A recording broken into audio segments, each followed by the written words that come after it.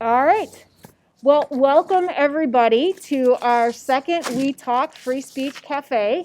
The last one we did, our first one, we did a little overview of free speech rights on college campuses, what the university can do, what students and faculty, those sorts of folks can do. So what we're going to do today is we're getting a little bit deeper into how the university has to balance free speech rights versus providing an equal opportunity for education on campus. And kind of how WMU handles requests for controversial speakers. And so I'm Jessica Swart. I'm the Deputy General Counsel here at Western, and I get to do a lot of this free speech stuff as part of my job. And with me, we've got some partners in crime here, Chief Scott Merlot and Paul Terzino. So Paul, you want to introduce yourself? Everybody, I'm Paul Terzino. I'm the director of the Bernhardt Center and the new to-be-open student center in a couple months or 8 months. And I've been at Western for a little over 10 years now. And I'm Scott Merlot, as Jessica said. I'm the chief of police here at Western, and I've been here a little over 7 years. All right.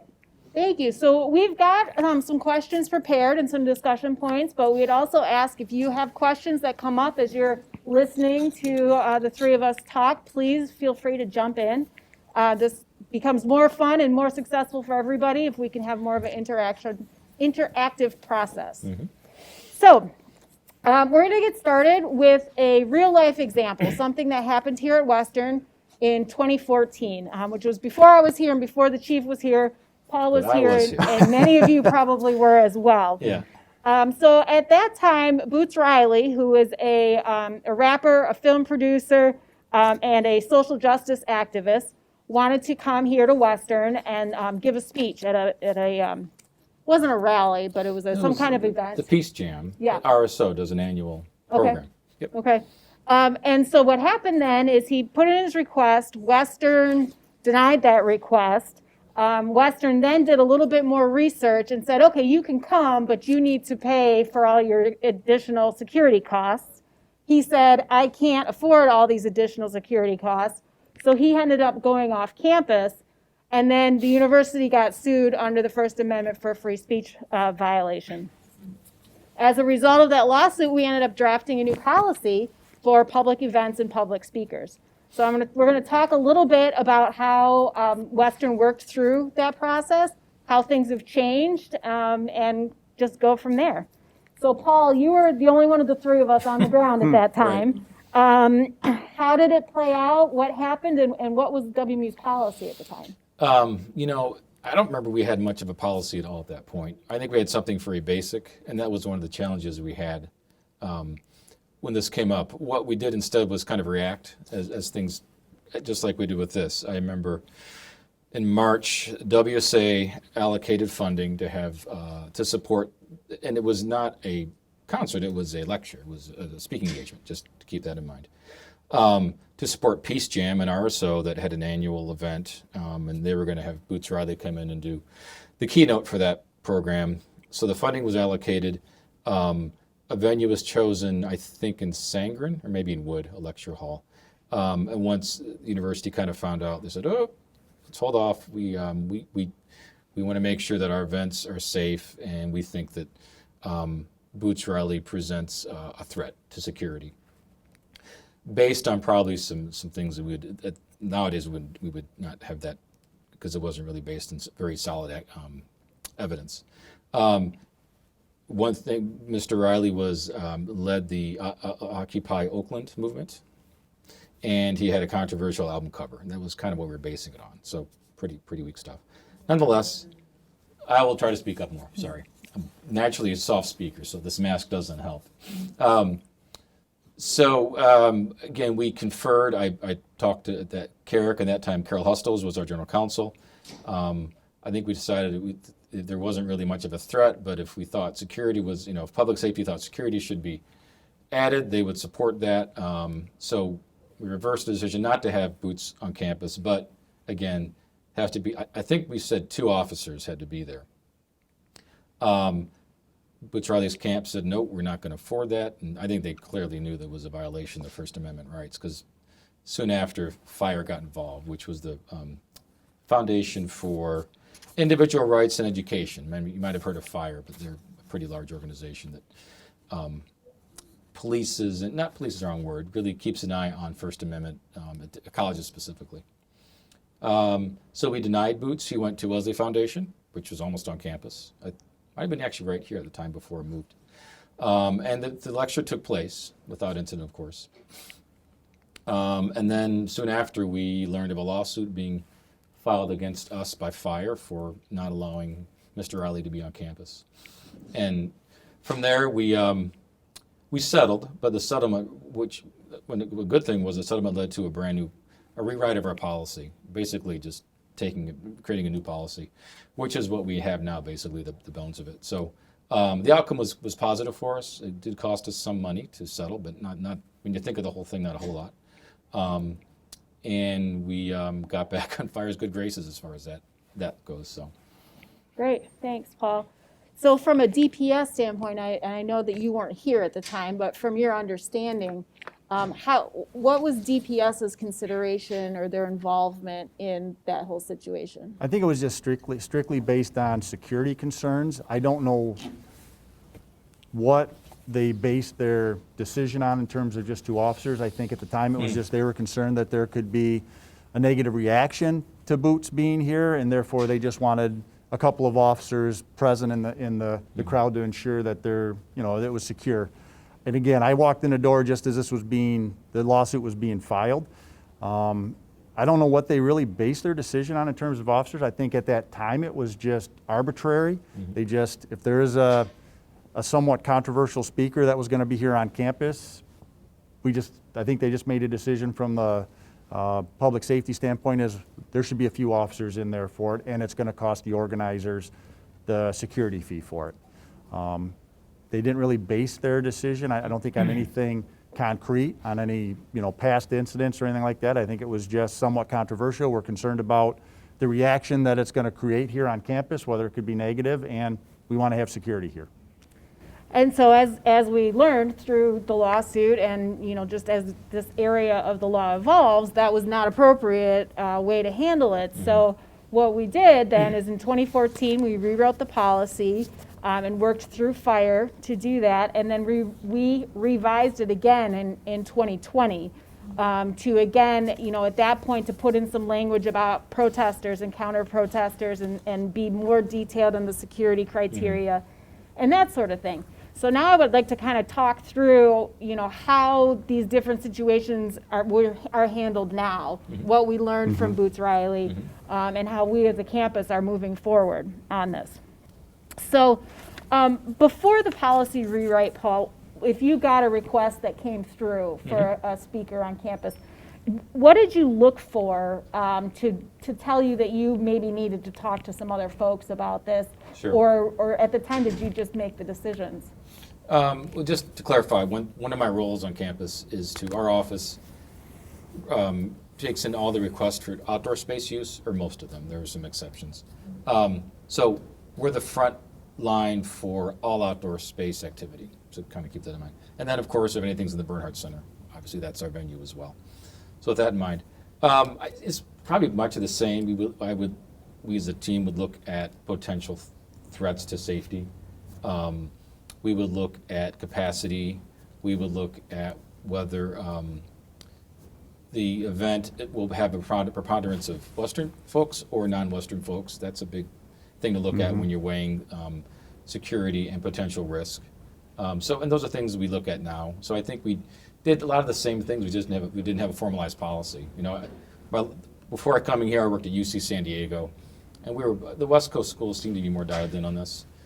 So I had some experience in kind of managing controversial events or events that might be a little more risk averse or more risky. So I kind of used some of that thinking, when I came here. So it's just the basic stuff. Secure level. We do not like to look at content, of course, but you can't help but saying, will the content create potentially higher risk for an event? So you do kind of look at that. You can't not have it, but then how do you react? How do you make the event safer because of content and what that might bring? We look at I'm just going to yeah. jump in real quick there. So what he's saying is we're not, as a university, because we're a government entity, when we're making these decisions about who to allow to speak, where they can go, we're not allowed to consider the content of what they're saying.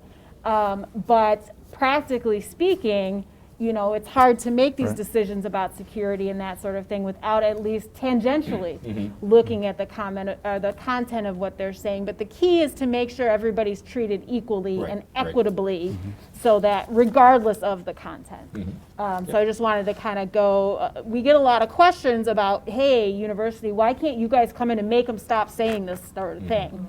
The reason we can't make them stop saying this sort of thing, unless they're threatening somebody specifically or blocking access to class or work, is we are bound by the First Amendment. So we need to let all the diverse viewpoints come in and be heard on campus. So Yep, and let's so get back to. just to wrap it up, that's kind of what we looked for. It's more formalized now, but I think we were fairly similar back in the day. I would certainly reach out to my boss, the VP for Student Affairs, to General Counsel's office if I think there was a concern. You know, I would try to reach out to other folks on campus and not make decisions in a vacuum by ourselves. Which you even do more now, but yeah. I was going to say, under the new policy, does Yeah. it give you more direction on who to talk to and when, as opposed to before you using your personal experience to kind of dial that out? Well, may I talk about DART now? Yeah, please so do. The policy didn't do this, but I think going through all this and thinking about what are the best ways to manage events that are more controversial, that might need a little more hand-holding. We've created a group called DART, the Demonstration Action Response Team. And that consists of folks across several divisions on campus, our General Counsel, our VP for Governmental Affairs, Jeff Brennan, myself, Chris Sly, Office of Student Engagement, who else is on that? Nicole Albee-Millar for Student Conduct, our Dean of Students, our AVP for Campus Life, and Diane Anderson. So we have a large group of folks, and whenever something comes up that I find might, maybe just run it by the group and make sure I'm looking at it the way I should be, I send an email. Maybe if the request is coming in writing, I'll forward that to the group and say, hey, what do y'all think about this? Here's my thoughts. Am I in the right path? Any concerns? So we have actually a formalized group now that we didn't 2 or 3 years ago, and part of that was just what we went through with Boots Riley and subsequent rewriting the policies. It really made us think, what's the best way to approach from an equitable standpoint and across more than just our division and our office, how to approach and review requests that come in that might be a little more challenging to manage. So then, Chief, from your point of view, Paul gets a request, he forwards it to you. What do Scott's you on that team, yeah. and your folks do from there? A lot of things that we do, we look at it, and Paul mentioned some of them, but prior to this policy, I'll say that I don't think any of my previous colleagues looked at anything purposely to silence anybody. I think their number one goal has always been and always will be for us is the protection of property and life at these events, and we didn't necessarily, and we weren't consistent in how we looked at things, and I think we're a lot more consistent now. I know when I get a request, and say, hey, do you have any concerns on the speaker coming in or this event that we're having here? I mean, things that we look at is obviously the venue. I mean, how safe and secure can we make the venue? The time of day that the event's going to occur and the day. I mean, because that does, something that occurs at 11 o'clock on a Wednesday morning may not be as concerning as something that could be on campus at Saturday at 8 o'clock at night. Is alcohol going to be served there? Are they taking money at the door? There's a concern for that also.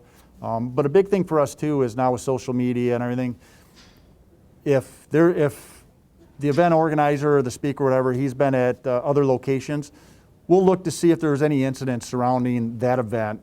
And if there were, we'll look at what were those incidents. We'll be in contact with whether it's at a university or other local law enforcement agencies. We'll gather as much information as we can, and based on all that in the assessment, we'll then make a determination on what we think we would need to make it safe for all participants at that event. And more importantly too, like I said, life and property of the university. And then once we've made a decision, then we'll pass it on, and we actually document it a little bit, so if the event organizers don't agree with our assessment, there's now an appeal process that they can go through. That's right. But more times than not, especially now, we have just really good communication with the event organizers in terms of what do they want, what are their needs, and a lot of times they're requesting that we provide security for them for previous or for obvious reasons. But we certainly work very closely now with and we always have, I think, with the event organizers. Yep, that's Right. key. Well, and you brought up the appeal process, which was an important addition to the policy, and that was the 2020 change that wasn't in there in the 2014, and it was so that we don't have, again, a homogenous group of people looking at this event, so that we have a diversity of viewpoint and people can say, well, it may seem controversial to you, Right. but for me and where I come from, it's not at all controversial, and there's a population on campus that wants to hear about this. So that, again, was an important additional step that the university took to really try to be open-minded and welcoming to all sorts of folks on campus. So one of the things about being in a public space and where people can speak on campus is you need to look at, legally speaking, is it a public forum, is it a limited public forum, or is it a private forum? And the reason for those is in a public forum, a traditional public forum is like the sidewalks or the flagpole, somewhere where it's a traditional place that somebody would go and speak about matters of public interest, right? Picture the town square from 1776. A limited public forum is something that the owner of the property, or us, we have opened up this space in certain situations, saying in these situations, this can be a public forum. But we're going to put more restrictions on it, and there's only certain places. So for the Bernhardt Center, It's a meeting room. it's a meeting space, right? So our meeting space is upstairs. Those are limited public forums. We are opening them up for meetings. Because of that, we need to be equitable in who's allowed to have a meeting here. But we can also say, okay, no more meetings for the next 2 weeks. On campus, we also have a private forums areas, and those are generally our academic spaces. So academic buildings, classrooms, those are not public forums, okay? So in those situations, the government, Western, the state, has a much higher interest in making them so that our educational mission can continue. And so they have greater rights in saying, look, no, you can't put a protest in Sangren Hall on finals week. It's just not going to happen because we've got education that needs to happen here. So taking all of that into consideration, we're looking at who can request spaces, what spaces can they request, and how do you decide, Paul, if somebody says, I want to be at Sangren Hall, how do you help them kind of figure out where would be a better place for them to have their event? It starts with the nature of the event, not the content, but how many people are expected. Is it everything? Is it a concert? Is it a forum with a panel? Is it a lecture? So that kind of plays into how we kind of manage through the right setting for someone, whether it's in the Bernhardt Center ballroom or whether it's a lecture hall. The other thing is space available. So we're a very popular facility. So if we can't, I think one thing with Boots, we tried to get him into the Bernhardt Center, and we just didn't have the space available the night they had to have that. So sometimes the space is not available, so you got to find the next best thing. And oftentimes it's an academic space or the rec center, whatever. So I think it just depends on the nature of the event, how many are expected, what kind of tech they might need, and what kind of space is available on campus. If it's a dance, what's the appropriate space for a dance? Is it a wide open space? Obviously, it can't be a classroom. So it kind of depends on what you're doing. Well, and so that brings up, the increased security concerns, and I'm going to ask you about that in a minute. But one of the things recently in 2017, because it's not so recent now, but when Richard Spencer wanted to go speak at Michigan State, what you saw in the news was that Michigan State, said, no, Richard Spencer, you can't come talk here. What actually happened, they did say that, but there were a lot of steps that led up to that point. And this is kind of going to what Paul was saying about the space that's available at the time. So when Richard Spencer put in his request to speak at Michigan State, he wanted to speak in the student union. And if any of you have been there, it's a very small space. I mean, it's even less spread out than this space here. Fewer entrances and exits and that sort of thing. So originally, Michigan State said, yeah, okay, you can come, we can secure that area. And then Charlottesville happened. And Richard Spencer spoke about Charlottesville and being supportive of it and that sort of thing. So Michigan State reevaluated and said, because of these changing circumstances, we expect there to be a number of protesters, and we expect counter-protesters, and we cannot keep you safe in the student union. So we're no longer going to keep you in the student union. Instead, we're moving you out to, it's not off campus, but it's further away from center campus, a much larger area during spring break that they can keep safe. And that is something the university can do. We can put time, place, and manner restrictions on speech based on those security concerns. And another, talking about security concerns and money, when I think Richard Spencer and Milo, I don't remember how to say his last name, Yep. Yeah. yes, went to Berkeley and University of Florida, those places absorbed those security costs. So Berkeley spent a couple $1 million. Florida, between the two of them, spent, I think, up to $6 million between the two of them, something like that. And We spent $4 million in 2017 on security. we did? Berkeley did. Berkeley did, Berkeley did, yeah, right. Free speech isn't free, is it? Right, exactly.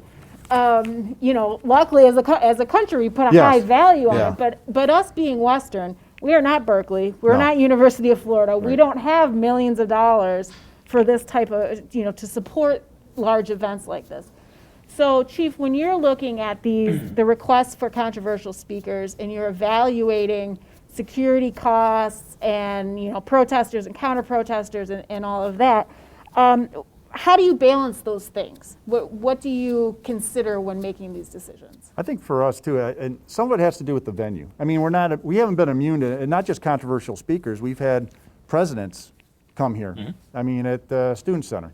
And I was part of that when I worked with Kalamazoo Department of Public Safety. I mean, it took hundreds of officers to staff that, to secure that. So whether it's a controversial speaker or a beloved president like President Obama or whoever, I mean, you have to look at the venue, the type of crowd that you're going to have. Is there going to be a lot of protesters, and where are they going to be? And you have to take into all those things into consideration. I mean, I can imagine being at University of Florida, and I think they said they had to have 1,000 officers there for when Richard Spencer came. I mean, 1,000 officers. Like I said, free speech isn't free, unfortunately, and the university had to absorb that cost, just as we would if somebody were to come and we had to host them here. But all those things are going to go in, and mostly is what's going to be the result of that speaker, especially a Richard Spencer. You can expect there's going to be a lot of protesters, and there's going to be probably a lot of violence that might occur there between not only his supporters, but the protesters, and that all comes into play. And luckily, I have a lot of partners in the law enforcement community, whether it's federal, state, or local, that we've all been involved in some ways to planning large events, and we would come together, and that's part of the planning, and make sure that we have everything that we need, from tactical response to medical to enough officers to protect the speaker, to protect the protesters. I mean, a lot would go into it, and it'd be very, very, very expensive, unfortunately. Well, and that kind of talk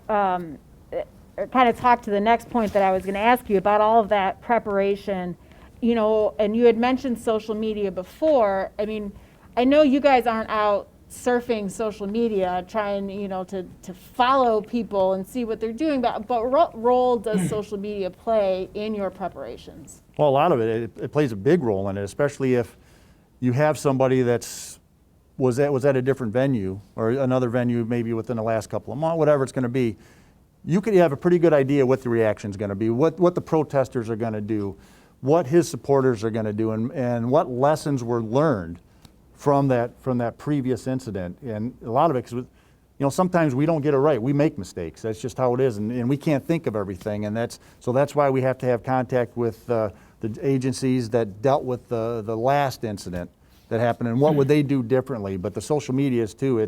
And we do follow it, and we not only do we look at who the speaker is, but we have a lot of partners with Michigan State and actually Kalamazoo Department of Public Safety that can look at social media and the response.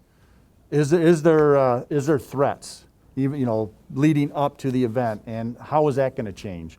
And like I said, our number one priority is the safety and of the attendees and the property, and that's our main goal, and we'll staff it to the extent that we have to make sure that everybody's safe.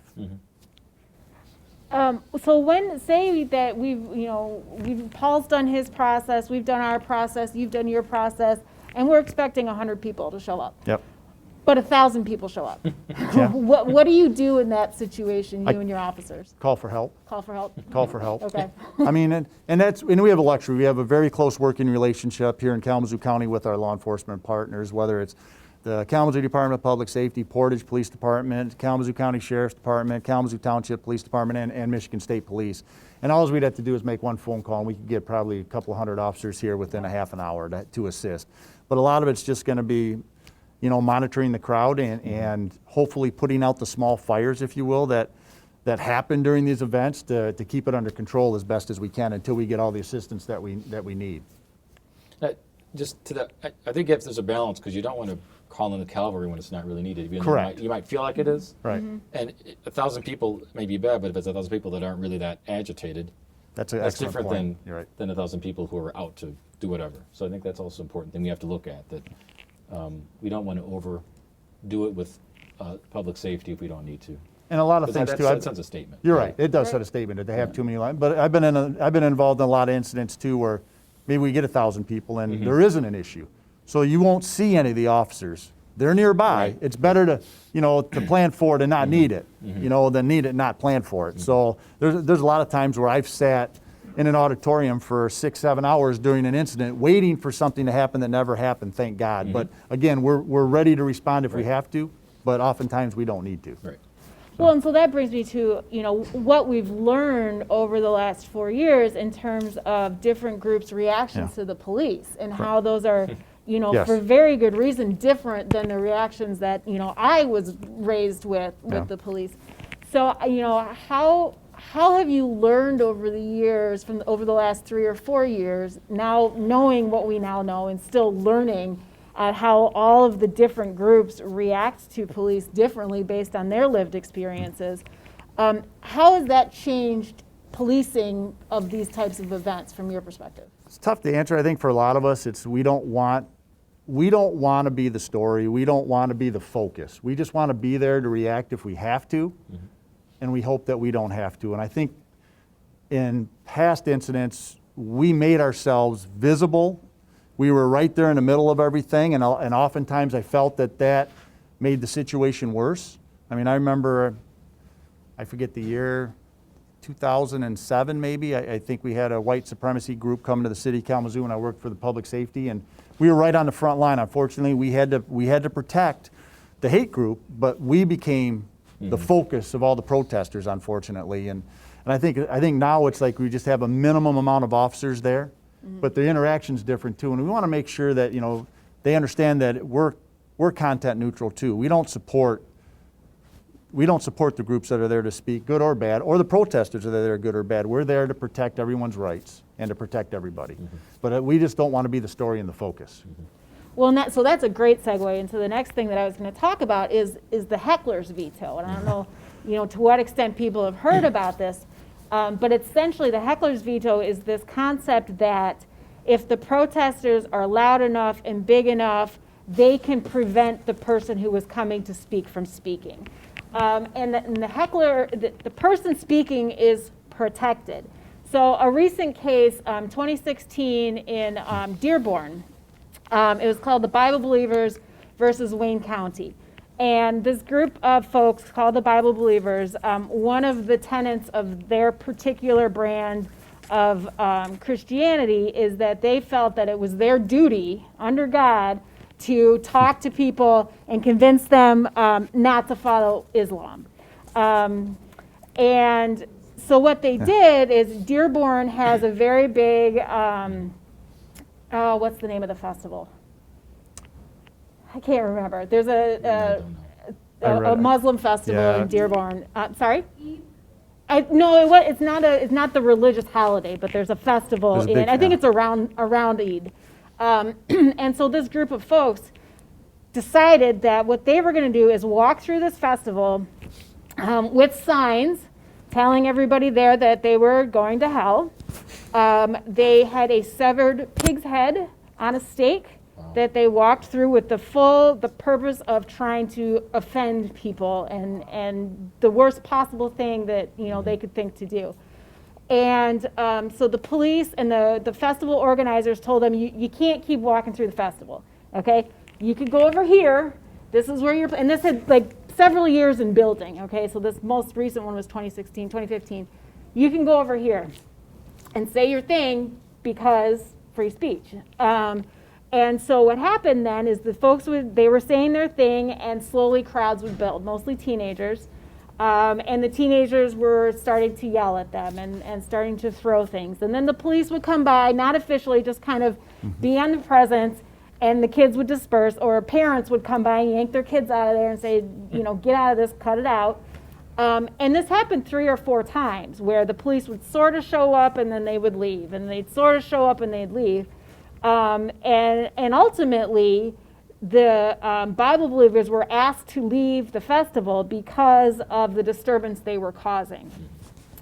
So the Bible believers sued Wayne County, and under our Constitution in our country, the Bible believers, as abhorrent of what they were saying, are protected. And they were not threatening. They were not throwing things. They were not speaking to individuals, you blah, blah, blah.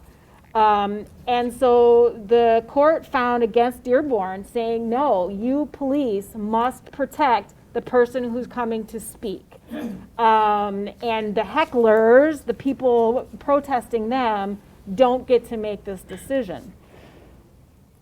And again, our knowledge of this has evolved over the last 3 years, but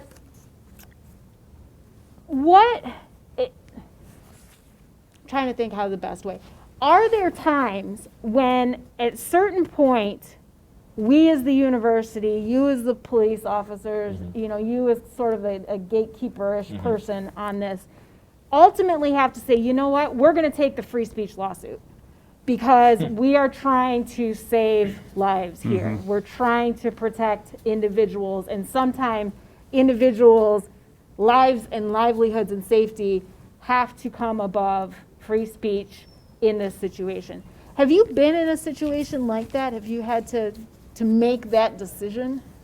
No, I have not. Okay. I've been in a situation where I wish they would have determined it an unlawful assembly in my previous life with Kalamazoo Public Safety because of the situations that were evolving, but they didn't. They allowed it to continue, and it puts us in a law enforcement in a terrible position, because if you think about it, we are protecting somebody it's hate speech, and they're inciting a group because of what they're saying, but we have to protect their speech, and then we end up arresting the protesters, who are our citizens or our students or whomever, because of the laws that they're breaking.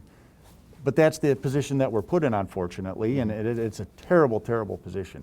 But I agree with you. At what point does the university have to say, we're going to accept the law, because we will get sued. There's no question we're going to get sued if that were to happen.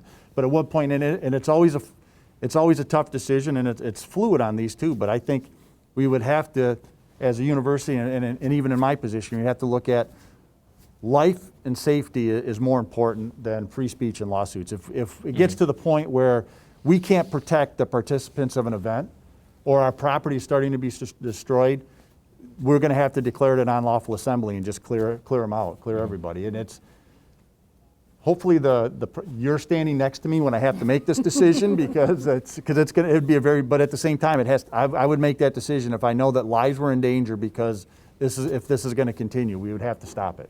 We'd have to. Have you been in that situation no, at but the front end? the closest we've got recently, 3-4 years ago, I forget the name of the group. They've changed their name. It's a pro-life group, and they travel and go from university to university, and they bring large images of aborted fetuses to make their point.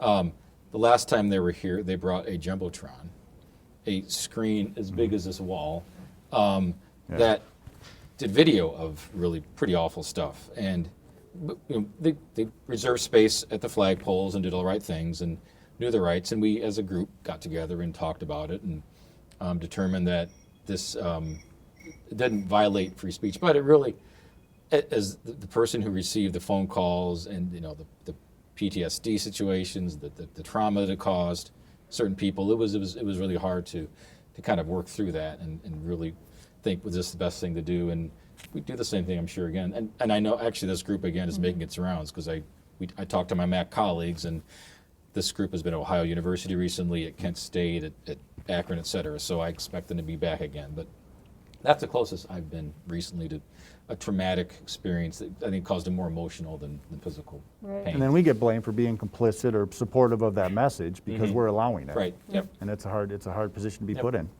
Well, and I think that's the key to all of this is showing that it is a very difficult position to be in. Rights are not easy No. to protect Right. for the person expressing them or the person protesting them as well. So, what was I going to say? So one of the things, the goal of this We Talk program we're doing now is to try to teach all of us at the beginning of all of this how to have these conversations over really important, difficult issues and learn from each other before it turns into a protest or a counter protest and pigs heads on stakes. Like, there's got to be better ways to do this so that we can all express our views in a safe and effective way. So, and here on campus, we have to balance not only our First Amendment right to free speech, but there's also a 13th and 14th Amendment right to equal education. So how do you do those two things, And again, there's not really any good answers No. to this other than education, and that's kind of what we're trying to do right here. So, again, so when you're in those situations, Scott, and it probably more from your KPS days than your WMU days, what goes through your mind when you're standing there in between these hateful folks who you're protecting and the people who you probably more likely agree with, Right. who are, assaulting the people with the hateful thoughts? What are you thinking in that moment? I should retire. I'm just kidding. But it's a very, very difficult situation for, I just remember how I felt too for everybody. And we just had to remind ourselves we can't be distracted by words, whether it's from the hateful speech or what's being directed at us from the protesters, because again, we were being spit at, had things thrown at us because they felt that we were complicit in what was being said, and it's very, very difficult. And it's just thinking too that don't give up on my principles. I know what I stand for. I know that, but I'm here for, as a law enforcement officer, protecting the rights of somebody that has the rights that need to be protected, and that's all we had to remind ourselves on. And at the end of the day, we know that we were right in what we had to do. And sometimes it's a hard position to be in, but we were, this is why we're in this position. And we just had to remind ourselves of that because it was difficult. It was really, and you're protecting somebody who, and you can hear what they're saying, and all you want to do is just open the floodgates and say, go get them. I can't stand it, but you can't do it. You just can't do it because, like I said, our job is to protect them, and it's like common sense for the festival that they had. You would think that if your actions are going to cause that reaction, you probably shouldn't be doing it, Right. and you shouldn't need my protection. But because of lawsuits, we know now that we have a duty to protect, and we're gonna carry out that duty to the very end. Unfortunately, It's not because of lawsuits, it's because of the Constitution. Yes. correct, absolutely. That's yes. pretty good. Yep. Yep. But yeah, it's a tough one. So, and the question that I frequently talk about in my presentations is who draws that line? And that's why the line is so far to one side of needing to be an immediate threat, needing to, substantially disrupt work and school and that sort of thing, is because we don't want to who draws the line and says it's okay for you to talk and not okay for you to talk. So just a couple more questions for you, Chief, and then I want to see what others have and get your thoughts too. Is if there's one thing you could say to the police officers standing on that line in between, the police officers who were protecting President Trump in Washington, as he parades out with his upside down Bible. Like, what would you say to them? Again, I just remember, just don't let the words and the actions of others distract you. Do your job. Follow through on your oath. Do your job. And then what would you say to the protesters as they are seeing this line of police who appear to be agreeing with the people they're protesting? That we are neutral. I mean, that's all. We just want to remember, we're here, we have a job to do. We're upholding the law and the Constitution. We're content neutral also. Don't take it out on us. But we always try to, leading up to any of these events, to meet with the protesters and say, please don't come. I understand why you're here, but none of us like to hear it. But without any audience, there's really no message. And if you take away the audience, you take away the power of the people, especially with hate speech. If they don't have anybody to agitate and to react, you've already taken them out of the game. Don't show up. Go have a peace rally somewhere else. Let's gather somewhere else and just let them talk to nobody. Right. That would be, in a perfect world. But that's obviously, we've seen, especially in the last couple of years too. That's not going to happen. But I wish it would. I would love it for Richard Spencer. I shouldn't say that, but wherever he goes, wherever the next place is, he's going to go, to show up and have nobody in the audience. That would be a wonderful, wonderful thing. Right. So what do you think? From, again, the practical perspective, the person who gets these requests and sees these things and has to decide, you're the first step in all of this. How do we balance First Amendment speech, which we all agree is a very, very important right to have, versus the right to an equal and safe education? Which is also constitutionally protected and our mission here as a university. The one thing I tell myself often is we're one of the few countries that we can express ourselves so freely without getting, put in jail. So that always in my mind as I think about being as objective as we can, and whether that means making sure that one side, which is probably a bunch of wackos, gets their chance to express themselves as much as the other side, because it can turn very easily. And I just think of a slippery slope if we start limiting. That can really, limiting one's speech and one's protections, that really can die quickly. And I think we're pretty unique in that we're often on that one, the tough side of it. But I guess I think of the higher good, and we're here for, we're in a position where we can allow this to happen safely. And just the greater good for me is important to think about that. And we're pretty lucky in this country that is a little topsy-turvy right now, but we still have more freedoms than most countries out there. For me, it's also very important to listen to perspectives that I disagree with. Because for a couple of things, some of you may have heard me already say this, but a couple of things happen. Either I learn much more why I believe what I believe. Correct. Or I start to understand that other perspective a lot better, and now I can speak to both sides. And really, we all have a lot more in common than we have different. And, to bring us a couple of steps closer and that sort of thing, which is kind of our goal here all along. So, we would love to hear any of your questions, thoughts, comments. Again, like the topic of this particular cafe is the controversial speakers and how we handle those requests on campus. But if you've got some more general free speech questions, which we covered in the last cafe, and we are going to be doing these, every month for the rest of this year, hopefully. But, do you guys have any thoughts or comments or perspectives to share?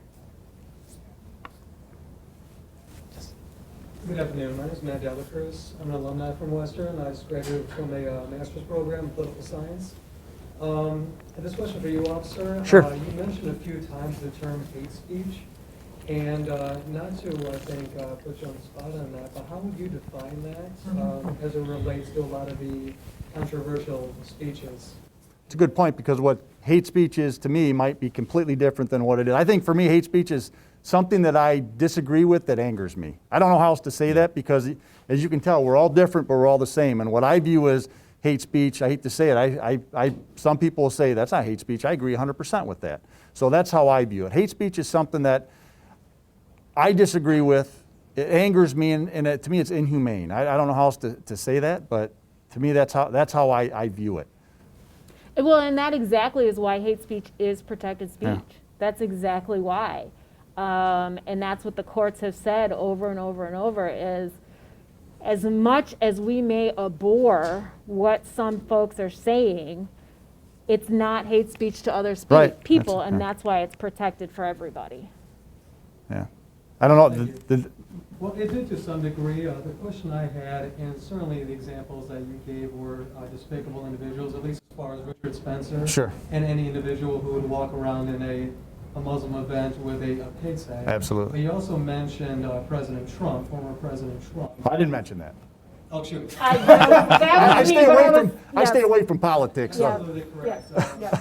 So just given a passive observer to this, when the term hate speech is used in this setting, and certainly an informal setting, one could certainly get the idea that hate speech would be and I apologize for the term because I don't think it's really coherent, a right-wing phenomenon. Correct. And how would you professionals respond to that? No, you're absolutely right, and I Yeah. apologize for that. That it wasn't. I was letting my personal views come through, which I'm not supposed to do in my job. The key for us is whether there are personal threats to individuals. So regardless of who is saying what they're saying, if there's a personal threat to an individual or property destruction, that sort of thing, that is not what's protected under the law. And I think you can have hateful speech from all sides. And so I apologize if that was if it came across that way. I didn't mean for it to come across that way at all. I guess does that help? It certainly does. My I guess one concern on that would be is in assigning a controversial aspect to something. Typically, a lot of these subjective beliefs in regard to, say, quote-unquote, hate speech would, to some degree, warrant that label, a controversial, quote-unquote, event. So not to get too much into the what-ifs, because certainly, officer, I can empathize with your position. I was in the Marines. I did 2 tours in Iraq, and I know that a lot of what-ifs and maybe more security is better than less security is, the best option. But if you can get any particulars of examples since the policy was implemented back in 2014, and I only ask this because I believe it's November of 2019 that I believe it's Imre Kindi came to the university speech. Is that correct? Ibram X. Kendi? Yes. Yeah. Mm-hmm. So my one question would be, is from the policy change in 2014, can you give us any general examples of events that have been denied and why they were? I can't think of an event that we've denied. Nor can I. If anything, we've had to move them to make. I can't think of when we've moved. I remember we've had events that have asked to use space that we didn't have space for, but they weren't denied. It was purely on, and I can't think of what it was. That happens occasionally, but I can't think of an event ever denied because of controversy or concern for safety. I know from a public safety side, we have, since I've been here in 2014, we haven't denied, well, since I've been here, we haven't denied anybody the right to come here and speak. I don't know if we're on the biggest radar right now, but Yeah. I mean, I don't know. We haven't had some of the real controversial speakers, but we've not had to deny anybody. I was just curious, because you brought up the issue with Richard Spencer at, was it MSU? Yeah. Yeah. And I remember reading something about like it had to do with the cost of the security. Like, so, and you mentioned, that Florida and Berkeley were paying in the millions of dollars of security, and I'm just curious, have any universities or colleges, and maybe I think Michigan, maybe it was University of Michigan used this argument, not MSU, but like the cost of providing security to keep the mission of the university or the, people safe, like basically unless the speaker would pay and I remember, I think it was like 600,000 in one of the instances that I'm remembering. Maybe. And they were able, like, to use that, I think, as a way of saying no. I mean, how does that play into any of this? I may be confusing my facts, but I'm sort of curious. No, I don't think you're confusing your facts. Have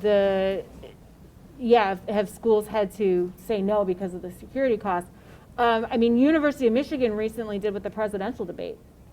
They were supposed to have the presidential debate there in 2020. Yeah, I think so, yeah. Yeah, And they said no. most recently. And that was in the middle of COVID, and everything was shut down. So the increased security around all of that, they used as part of their reason. Because that's the other thing. Like, when the president comes to town, the president's not paying for all that. Like, we're paying for all of that. And so there was some, discussion of, were we going to have some presidential candidates come here in 2020? And if we did, how were we going to ever pay for that? So University of Michigan did with the presidential debates. I don't know if others have. I mean, it would be the smaller schools that, that don't get the coverage that Florida and Berkeley and U of M get. That would be an interesting thing to look at and to see. Maybe for a political science project. Yeah, I guess I was just curious. But is that in the sort of scope of the way that things that Paul discussed and you with the revision of the policy, is the cost of providing security an actual part of that now? I mean, Yes, we've added that in there. There's a 8-step Yeah. factors, I think. Yep. Now, one of the things to consider is when we're talking about that, and this comes from the case law, is you can't consider, when we say threat, it can't be we heard somebody might go there and make noise. It has to be, and this is where chief and the officers have to walk such a fine line. We've had that conversation about some other events that were here of, are people just saying they're angry about this? Or are people saying, I'm going to go and I'm going to start this? And so under the law, that first one is protected. The second one is not. And that, this has come up a lot with the January 6th insurrection of free speech, true threat, and they're still litigating that. It's going to be very interesting to see, that's a really, really good example of where is that line between kind of just saying, we're angry, we have a right to be angry, and we're going to go protest, versus go break down the doors of the Capitol, and were you instructed to go take down the doors of the Capitol, or did this just occur to you when you were there on the grounds? And so those threats that we're looking at, if the threat is go break down the doors of the Capitol, I am telling you to do this, then Chief and Paul and others can say, no, true threat, you're not coming, that speech is not protected. If the speech is, I am so angry, I wish I could break down the doors of the Capitol, that's a much, much harder decision to make legally. And sometimes that's where this discussion of, should we just take the lawsuit to make sure everybody's safe comes in.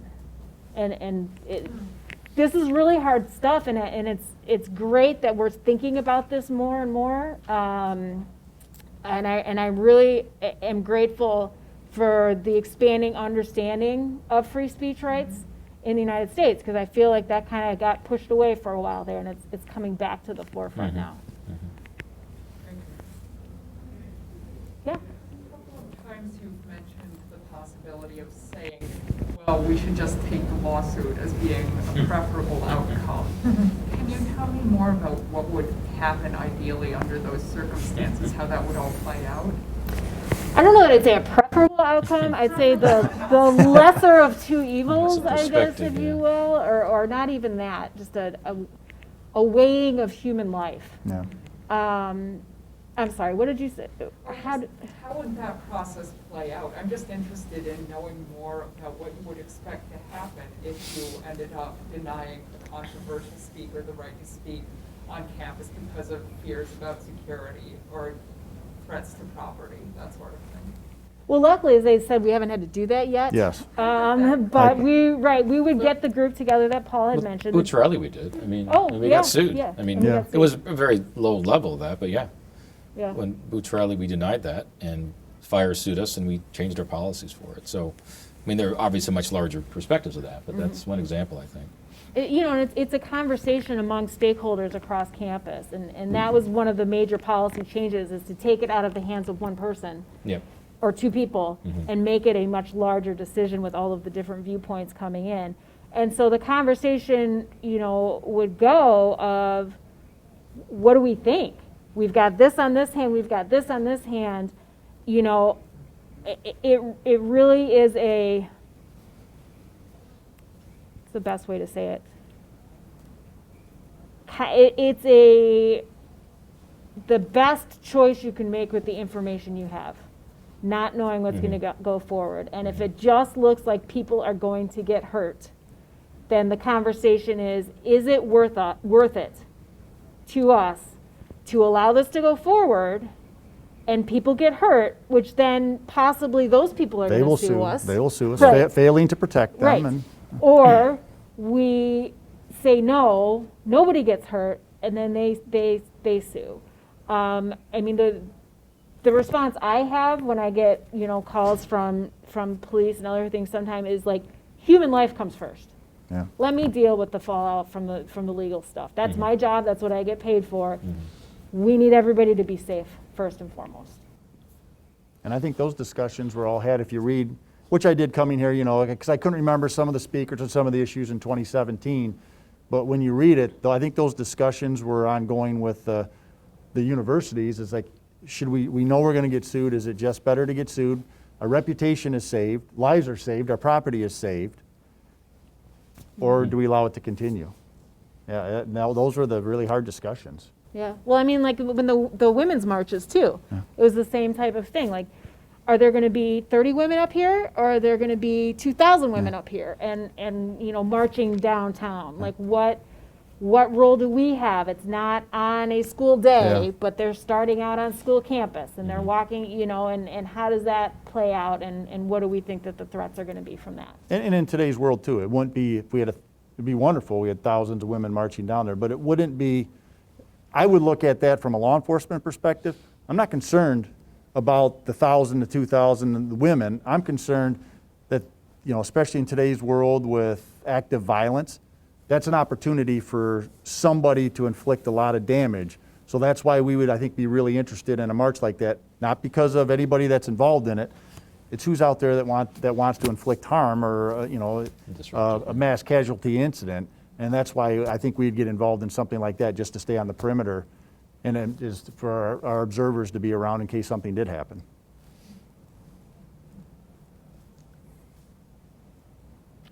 Well, thank you so much, everybody. We really appreciate the conversation. Did you have a question? Oh, okay. Thank you. And we've got another one coming up, I think in a month or so. Go check out the We Talk webpage. We've got some that are going to be focused more on like K-12 issues, and I don't remember what the other one. We've got a whole list on there, There's so the come check it out, Yeah. and we'd love to hear from you. Thank Thank you very much.